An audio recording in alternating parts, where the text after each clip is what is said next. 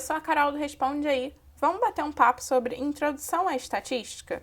E vamos começar esse papo do básico mesmo. Que negócio é esse de estatística? Olha aqui. É a ciência da análise de dados. Toda vez que a gente quiser aprender a coletar, organizar e analisar dados para poder tirar conclusões em cima deles, a gente vai ter que estar usando a estatística, tá bom? E o que é imprescindível aqui antes da gente começar a introduzir esse assunto? A gente entender a diferença entre dois conceitos muito importantes da estatística, que é o de população e de amostra. Quem são esses caras? Vamos ver quem são esses caras com um exemplo. Olha aqui. Imagina que a gente quer analisar os níveis de violência de uma cidade.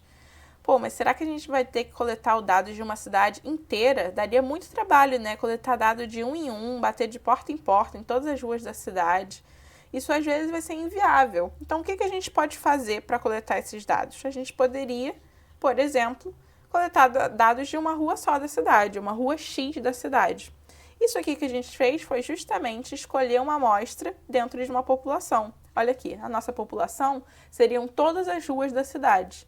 E a nossa amostra foi a rua X, que foi o que a gente escolheu dentro dessa população para analisar, tá certo? De uma forma mais ilustrada, ó, é isso aqui. A população é o conjunto de todos os elementos que a gente tem, que a gente poderia analisar. E a amostra é uma parte desse conjunto que a gente escolheu para, de fato, analisar. Então, uma parte que a gente separou e, não, peraí, essa galera aqui eu vou lá e vou coletar dados sobre elas, entendeu? Então, repara que a população não precisa nem ser de pessoas. No nosso caso, foram ruas. Poderiam ser, por exemplo, animais, poderiam ser latinhas de refrigerante, poderia ser celular, qualquer coisa pode ser parte de uma população, tá bom? Então, ó, um exemplo de onde acontece essa relação de população e amostra é a pesquisa de voto nas eleições. Vai passar lá na TV. O candidato A tem 30% das intenções de voto. Aí você pode pensar, né? Você pode dizer depois disso, ué, mas eu vou votar nesse candidato e ninguém me entrevistou. Então, por que isso acontece? Como é que isso acontece? Isso acontece porque não dá para entrevistar o Brasil todo, não dá para sair de pessoa em pessoa, dos 200 milhões de habitantes que tem no país, e perguntar em quem que você vai votar. Então, para resolver isso, eles pegam uma amostra do Brasil, ó. Eles pegam, por exemplo, algumas cidades do Brasil para entrevistar as pessoas dessa cidade. E o que acontece quando eles fazem essa entrevista sobre umas pessoas da cidade e acabam respondendo sobre o Brasil todo? Olha aqui. Analisando os dados dessa amostra, a gente pode tirar conclusões sobre a população como um todo. Isso se chama inferência de dados, quando a gente, a partir da amostra, a gente declara coisas sobre a população como um todo. Então, ó, a partir de algumas cidades do Brasil, a gente falou que 30% das intenções do país todo vão ser para um certo candidato. Isso se chama inferência de dados, ok? Vamos voltar agora, então, para a situação lá do índice de violência que a gente queria medir. A nossa amostra foi a rua X, certo? A gente pegou essa amostra, né? Mas agora, imagina isso daqui, ó, que a rua X é a rua mais violenta da cidade. Será que a gente escolheu uma boa amostra? Será que a gente pode confiar nos dados que essa rua vão dar pra gente? Ou será que ele não é fielmente representativo da cidade como um todo? Porque a inferência desses dados vai ser talvez não seja uma boa base para analisar a população da cidade toda, certo? A gente tem que garantir que uma amostra é digna de confiança. Então, a gente não pode pegar, por exemplo, a rua mais violenta da cidade, porque essa rua é um ponto fora da curva, ela não pode ser parâmetro para a gente, que vai ser um caso muito extremo. Então, a gente sempre tem que ter o quê? Amostras que sejam dignas de confiança, que possam representar a população como um todo, tá bom?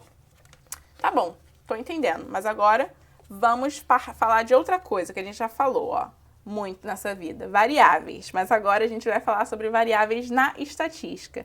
Quem que são variáveis na estatística? O que é esse negócio? Vamos supor que a gente quer analisar os estudantes de uma faculdade, por exemplo.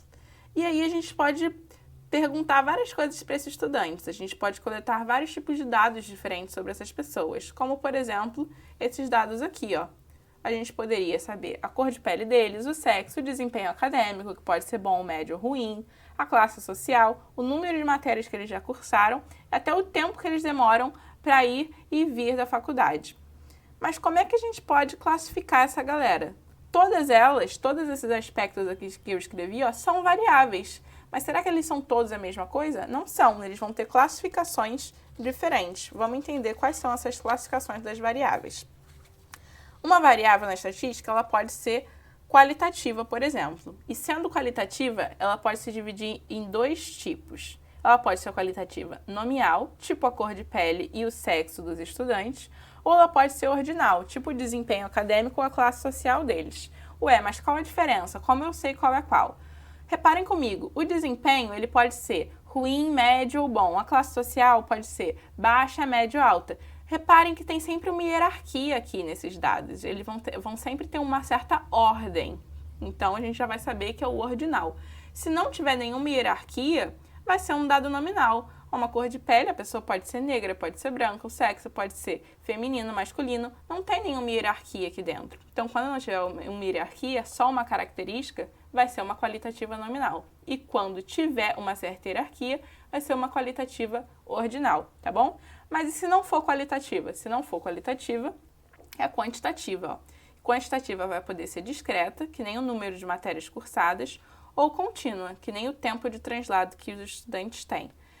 Qual que é a diferença? A discreta, ó, vai ser sempre um número exato, um número definido. Ou você cursou uma, ou duas, ou 20, ou 40 matérias. Ninguém cursa 30,5, 21,37 matérias. É sempre um número definidinho, certo? Então, vai ser uma quantitativa discreta. E a contínua, por outro lado, ó, vamos pensar no tempo, por exemplo. Alguém pode demorar 1 hora para chegar até a faculdade. Mas alguém pode demorar também 1 hora e 2 minutos para chegar na faculdade. Ou então 1 hora, 2 minutos e 36 segundos. Então reparem que a gente sempre pode especificar mais esse tempo. A gente sempre pode adicionar uma casinha decimal nesse tempo. E isso faz que a gente tenha infinitas respostas possíveis para tempo, por exemplo, certo? Então quando a gente tiver assim, ó, uma variável de número, né, quantitativa, mas que não seja tão exata, tão definida, ela vai ser contínua, beleza?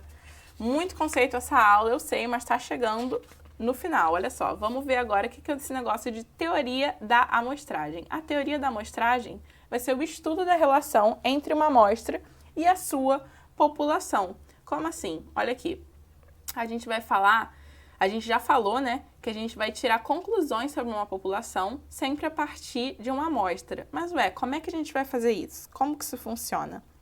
A gente vai estimar parâmetros. Olha só, uma população, ela pode ter vários parâmetros, certo? Por exemplo, ela pode ter uma média populacional, um mizinho aqui a letra grega, ela pode ter uma variância populacional, sigma ao quadrado, ela pode ter um desvio padrão populacional, que é o sigma, e uma amostra vai ser bem parecido com isso, mas olha aqui quais vão ser os parâmetros. A gente vai denotar por outras coisas, vai ser uma média amostral, x barra, uma variância amostral, s ao quadrado. Então, como é que vai ser a relação aqui entre esses parâmetros? Os parâmetros populacionais vão ser estimados pelos parâmetros amostrais. Olha aqui, a gente vai falar ó, que o valor da média amostral, por exemplo, vai ser uma estimativa para o valor da média populacional. Mesma coisa para a variância, para o desvio padrão. Poderia ser a nossa proporção também, que é aquele pezinho. Então, os parâmetros amostrais, a gente vai poder sempre usar eles para estimar os parâmetros populacionais, beleza? Gente, essa é a primeira parte dessa aula, vai ter um vídeo na sequência. Não me deixe aqui sozinho, tá bom? Esse vídeo te ajudou? Responde aí